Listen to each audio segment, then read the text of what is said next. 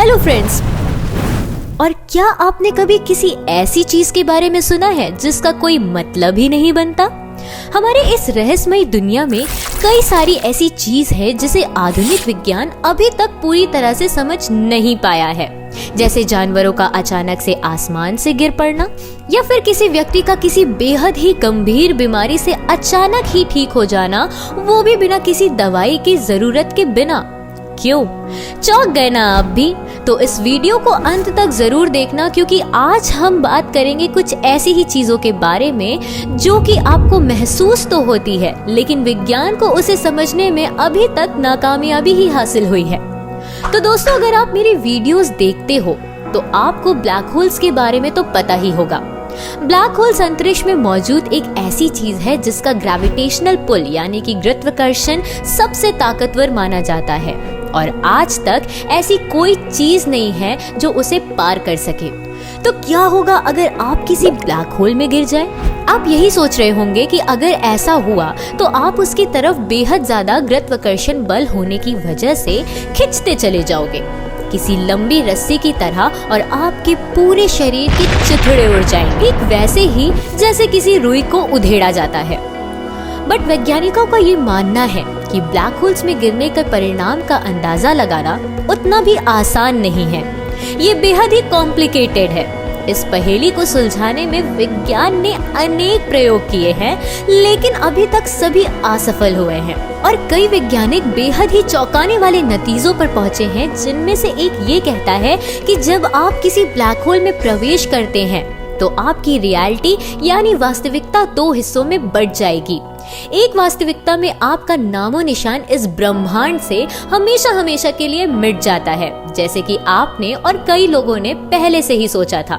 But दिलचस्प बात तो ये है कि वहीं दूसरी वास्तविकता में आप उसी ब्लैक होल में मिलकर समा जाओगे और आपको एक खरोच तक नहीं आएगी। लेकिन आखिर ऐसा कैसे संभव है? चलिए मान लीजिए कि हम उस ब्लैक होल में गिरते हैं। अगर हम इस परिस्थिति को अपने पॉइंट ऑफ व्यू से यानी कि अपने नजर से देखें, तब हमें काफी ज्यादा गुरुत्वाकर्षण महसूस होगा, और अंत में ये बल इतना मजबूत होगा कि हमारे शरीर को इतना ज्यादा स्ट्रेच करेगा कि हमारी लंबाई कई मीलों तक फैल जाएगी। क्या आप कल्पना कर सकते हैं? हमारे शरीर का बचा कुचा हिस्सा उस ब्लैक होल के सेंटर में गिर जाएगा और एक रोशनी के रे में तब्दील हो जाएगा। लेकिन जब हम यही सब कुछ किसी और व्यक्ति की नजरों से देखते हैं, उस ब्लैक होल से बाहर हो, तो नजर कुछ और ही नजर आता है। हमारे फिजिक्स के नियम उस ब्लैक होल में काम नहीं करते और समय धीमे हो जाता है। हमारे गिरने की प्रक्रिया उस बाहरी इंसान के लिए बेहद धीमी हो जाती है, और ये और धीमी होती चली जाती है जैसे जैसे हम उस ब्लैक होल के करीब जाते हैं। आज हम नहीं जानते कि किसी ब्लैक होल में जाने से क्या होगा, लेकिन हम उम्मीद करते हैं इस सवाल का जवाब भविष्य में हम जान पाएं। अब क्या होगा अगर मैं आपको ये कहूँ कि लोग किसी बीमारी से मुक्त हो सकते हैं महज एक सोच से? एक ऐसी सोच जो आपको ये मानने पर मजबूर कर देगी कि आप दरअसल वास्तविक में बीमार हैं ही नहीं, और ये सिर्फ एक भ्रम है। और दोस्तों, इससे भी चौंकाने वाली बात तो ये है कि ये सोच सिर्फ एक भ्रम नहीं, बल्कि इस प्रक्रिया को प्लेसिबो इफेक्ट के नाम से जाना जाता है, जो कि एक बेहद ही अजीब प्रक्रिया है। दूसरे शब्दों में कहा जाए तो हम अपने आप से चल करके खुद को ठीक भी कर लेते हैं। इस प्रक्रिया को टेस्ट करने के लिए काफी सारे प्रयोग किए गए, जिनमें से एक प्रयोग में वे लोग जो डिप्रेशन यानी कि मानसिक तनाव से जूझ रहे, उन्हें नकली दवाइयां दी गई, और फिर हुआ कुछ ऐसा जिसने सबको हिला कर रख दिया। न केवल वे मरीज जल्द ही ठीक हो गए, बल्कि जब उन्हें ये बताया गया कि ये दवाएं असली नहीं हैं, वो ये बात मानने को राजी ही नहीं हुए, और उन्होंने उस दवाई का प्रयोग करना भी नहीं छोड़ा।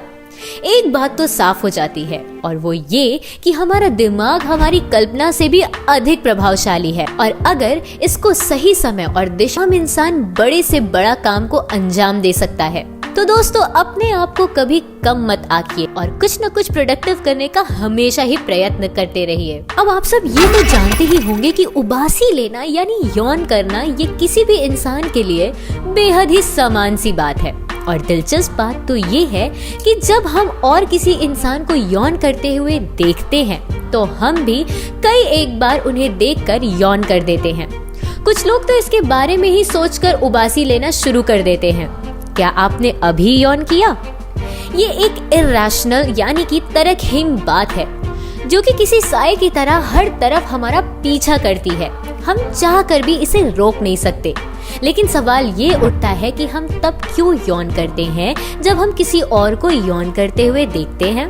कुछ लोगों का मानना है कि ये हमारे दिमाग ही है जो कि किसी और को यौन करते देख ये समझता है कि हमारे शरीर में ऑक्सीजन की कमी है। जब हम सो रहे होते हैं काफी ज्यादा मात्रा में ऑक्सीजन हमारे शरीर में बाहर हो जाता है और इसीलिए उबासी लेने से आपकी नींद खुल जाती है।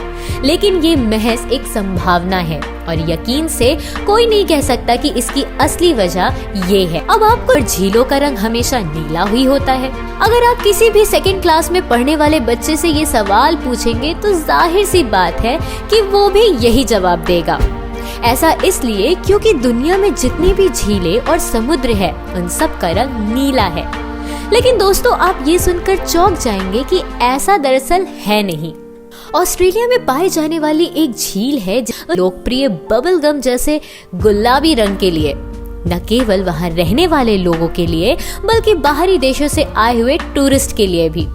दिलचस्प बात ये है कि ये झील का रंग परमानेंट है। अगर आप किसी कांच के ग्लास की मदद से थोड़ा सा पानी झील से निकाल भी ले तो भी उसका रंग बिल्कुल ठीक वैसा रहेगा जैसे कि उसके पहला था। और किसी यही बता रहे हैं कि ये गुलाब रंग किसी प्रकार के बैक्टीरिया से बना हुआ है जो इस झील को गुलाबी से हानिकारक नहीं है। अब अंत में जरा सोचिए, आप एक रास्ते पर टहल रहे हो और फिर अचानक से मूसलाधार बारिश शुरू हो जाए। अब अगर बात यहीं तक खत्म हो जाती तो आपको ज्यादा परेशानी नहीं होती, लेकिन इस बारिश में पानी के साथ साथ और भी बहुत कुछ बरसने लगता है और ये कोई नाजान चीज नहीं बल्कि जिंदा जीव हो जैसे कि मछलियाँ, मेंढक और सांप भी। इस फिनोमेना को एनिमल रेन फिनोमेनन के नाम से भी जाना जाता है। इस बेहद डरावने और रोंगटे खड़े कर देने वाला फिनोमेनन हमारे मानवीय इतिहास में सदियों से होते चले आ रहे हैं। सबसे पहले इसे पहली सदी में देखा गया था जब एक Roman naturalist Pliny the Elder ने बताया कि उसने मछलियों और मेंढकों को आसमान से गिरते हुए देखा था। सबसे मशहूर उदाहरणों में से एक है सन 1947 में लुसियाना में हुई एनिमल रेन फॉरेस्ट, जब आसमान से अचानक मछलियों की बरसात शुरू हो गई थी। और इतना ही नहीं बल्कि अब तो दूसरे जीव जैसे कीड़े मकोड़े और सांप भी बरसना शुरू हो गए हैं। किसी को भी नहीं पता कि कैसे बारिश के समय बादल इन छोटे जीवों से बाहर आ जाता है।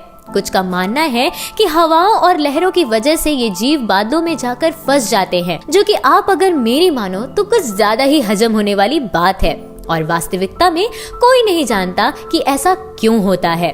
तो फ्रेंड्स, ये वीडियो देखने का बहुत शुक्रिया। उम्मीद है आपको ये पसंद आया और इससे नया कुछ जरूर सीखने को मिला। तो फ्रेंड्स, इन सभी बातों में से आपको कौन सी बात सबसे ज्यादा विचित्र लगी? कमेंट करके जरूर बताना, हमें हम जानना चाहेंगे।